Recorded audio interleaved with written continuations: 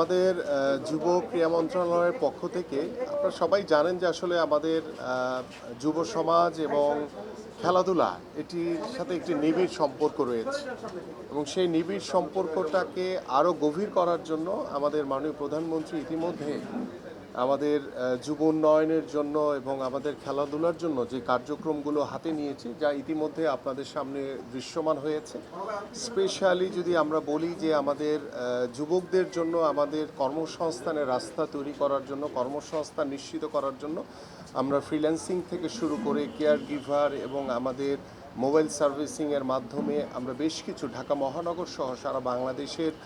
কিছু প্রকল্প হাতে নিয়েছি এবং কিছু প্রকল্প চলমান রয়েছে। সেগুলো যাতে সঠিকভাবে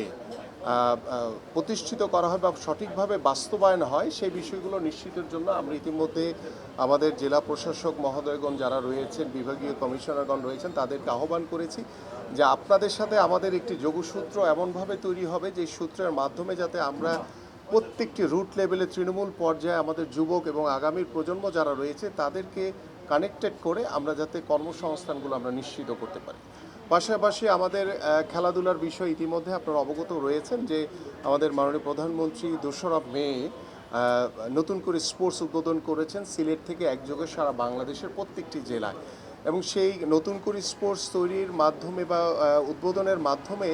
আমরা ইতিমধ্যে দেখেছি যে প্রত্যেকটি জেলায় স্বতঃস্ফূর্তভাবে আমাদের যে 8টি ইভেন্টের স্পোর্টস আমরা কার্যক্রম শুরু করেছি, প্রত্যেকটি ইভেন্টেই কিন্তু চমৎকারভাবে আমাদের সেই 12 থেকে 14 বছরের কিশোর কিশোরীরা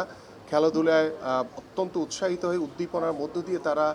খেলাধুলা পরিচালিত হচ্ছে এবং আমরা আশা করছি যে এই নতুন করে স্পোর্টসের মাধ্যমে আমরা ভবিষ্যতে আমরা হয়তো বা রাতারাতি পরিবর্তন দেখতে পারবো না, বাট আপনি আশা করছি যে এই প্রথম সেশন শেষে আমরা দ্বিতীয়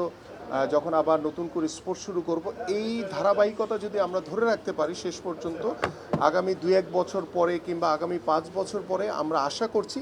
যে আমাদের এই জেলা প্রশাসক মহোদয়ের মাধ্যমে